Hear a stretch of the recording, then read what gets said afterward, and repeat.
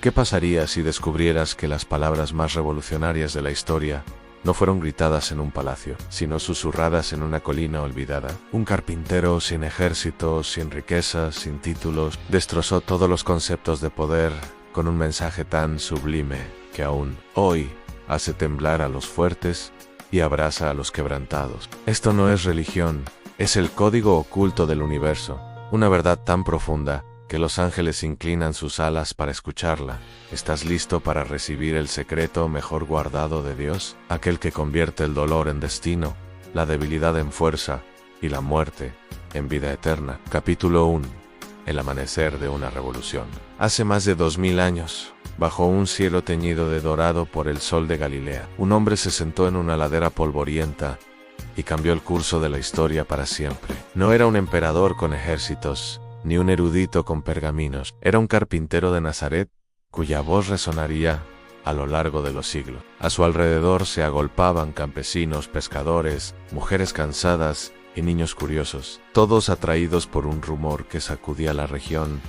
Este hombre hablaba como nadie lo había hecho antes. Sus palabras no eran discursos vacíos, eran semillas de una revolución espiritual, un llamado a vivir de una manera tan radical que desafiaría cada estructura de poder, cada idea de grandeza, cada noción de bendición. Aquel día, en lo que después llamarían el Sermón del Monte, Jesús no ofreció fórmulas religiosas, declaró una guerra silenciosa contra la hipocresía, el odio y el miedo. Comenzó con una palabra que lo cambiaría todo: bienaventurados, y con ella derribó reinos terrenales para levantar uno eterno. Esta es la historia de esas palabras, de ese momento, de cómo un mensaje pronunciado en una colina sigue sacudiendo al mundo hoy. La pregunta no es si lo escuchaste, sino si estás listo para vivirlo. Capítulo 2. Los inesperados bienaventurados en un mundo obsesionado con el poder, el éxito y la autosuficiencia.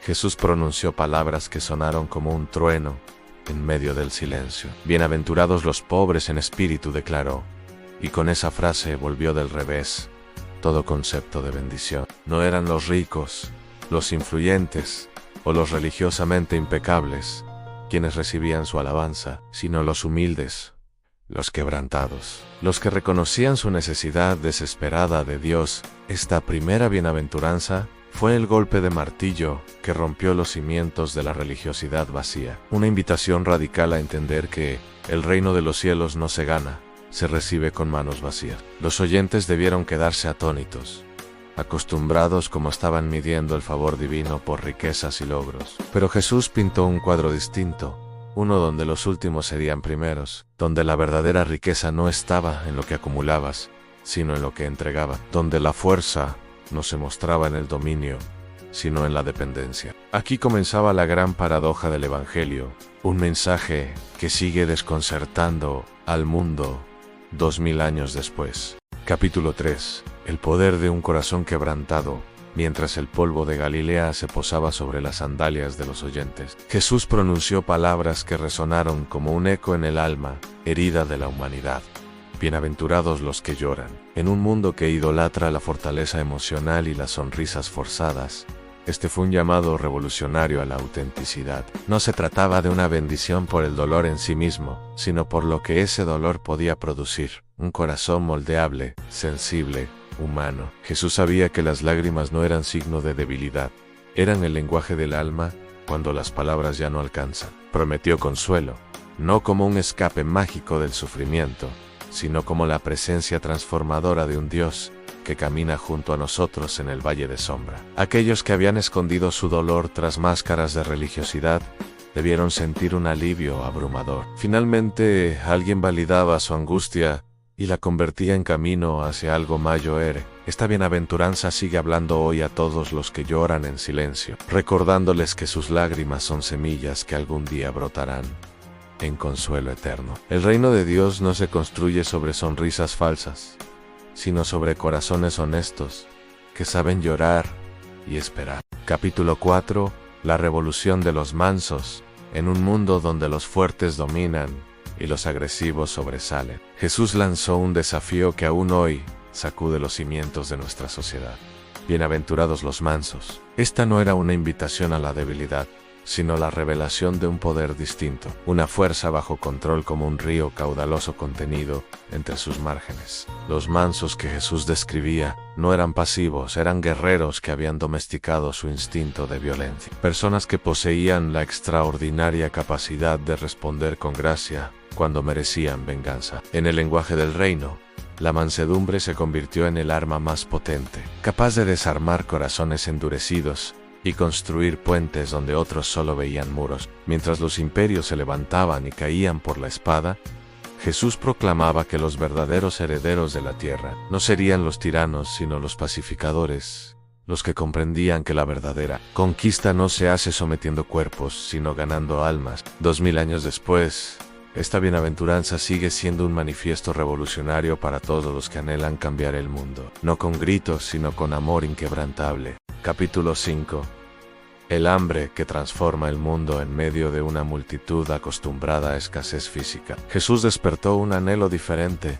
Bienaventurados los que tienen hambre y sed de justicia. No hablaba de un deseo pasajero, sino de una agonía del alma, ese tipo de hambre que no se calma con migajas de religión o justicia superficial. Era un llamado a los insatisfechos, a los que rechazaban conformarse con un mundo roto, a los que soñaban con algo más grande que ellos mismos. Esta bienaventuranza no premiaba la complacencia, sino la santa inquietud de quienes no pueden quedarse quietos ante la injusticia. Jesús prometió que esta hambre sería saciada, no con soluciones temporales, sino con el banquete eterno de su reino. Hoy sigue resonando este llamado para todos los que miran a su alrededor y claman: esto no está bien. Para los que se niegan a aceptar el mundo como es, porque han vislumbrado cómo podría ser. La verdadera revolución siempre comienza con un hambre que no puede ser ignorada. Capítulo 6.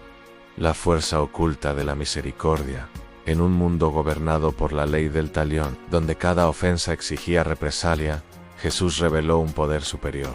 Bienaventurados los misericordiosos. Estas palabras no eran una sugerencia, sino un terremoto espiritual que sacudió las bases de las relaciones humanas. La misericordia que Jesús exaltaba no era debilidad disfrazada, era valor en su forma más pura, la capacidad de ver al verdugo con ojos de compasión y tender la mano a quien merece castigo. Mientras los imperios se construían mediante conquistas sangrientas, el carpintero de Nazaret proclamaba que el verdadero dominio comenzaba cuando se rompía el ciclo de violencia. Los misericordiosos, según este revolucionario mensaje, no eran tontos, sino alquimistas espirituales, capaces de transformar el veneno del odio en el antídoto del perdón. 2000 años después, en nuestra era de divisiones y resentimiento, esta bienaventuranza sigue siendo un faro para los valientes que eligen perdonar lo imperdonable, amar lo inamable y construir puentes sobre los escombros del rencor. La misericordia no es la ausencia de justicia,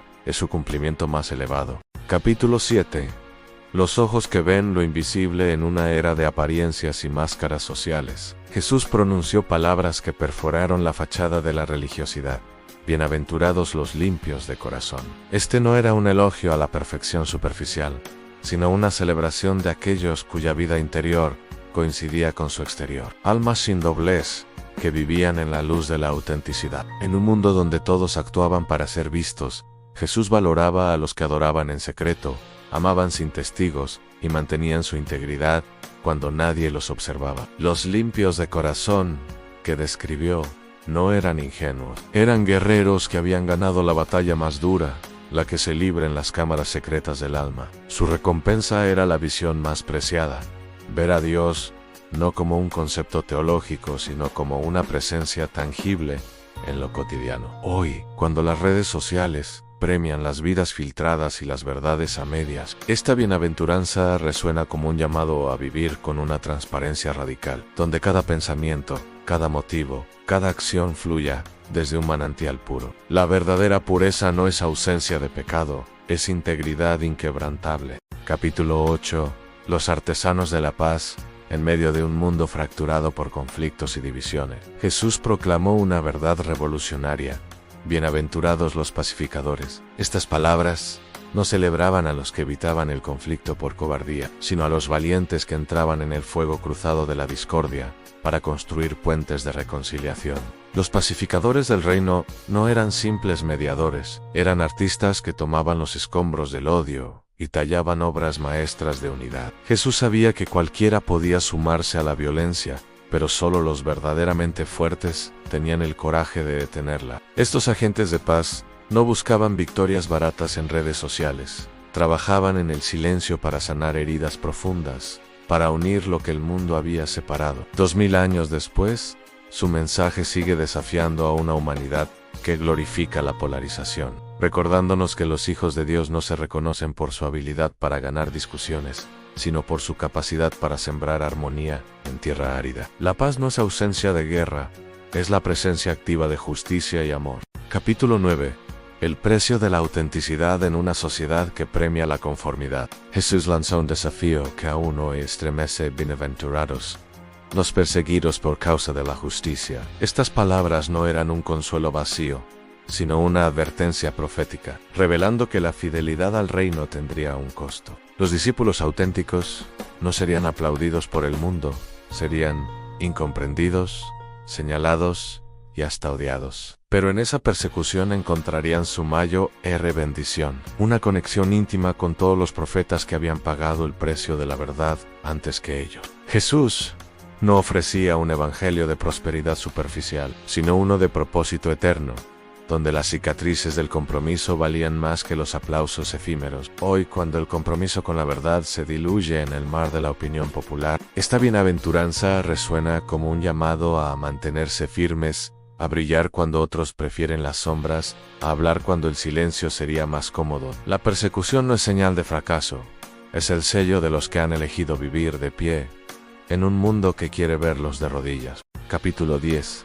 El legado que perdura al caer el sol sobre aquella colina en Galilea. Las palabras de Jesús quedaron flotando en el aire como semillas eternas, listas para germinar en corazones dispuestos. Este no fue un simple discurso olvidado con el tiempo, se convirtió en el manifiesto de una revolución silenciosa que sacudiría imperios y transformaría civilizaciones. Las bienaventuranzas no eran filosofía barata, eran el código del reino, un llamado a vivir de manera tan radical que el mundo no podría ignorarlo. 2000 años después, ese mismo mensaje sigue desafiando a una humanidad sedienta de significado, ofreciendo un camino donde los últimos son primeros, los humildes son exaltados y los perseguidos son coronados. Este sermón no terminó cuando Jesús dejó de hablar, apenas comenzaba, y ahora el testigo ha llegado a tus manos. La pregunta que resuena a lo largo de los siglos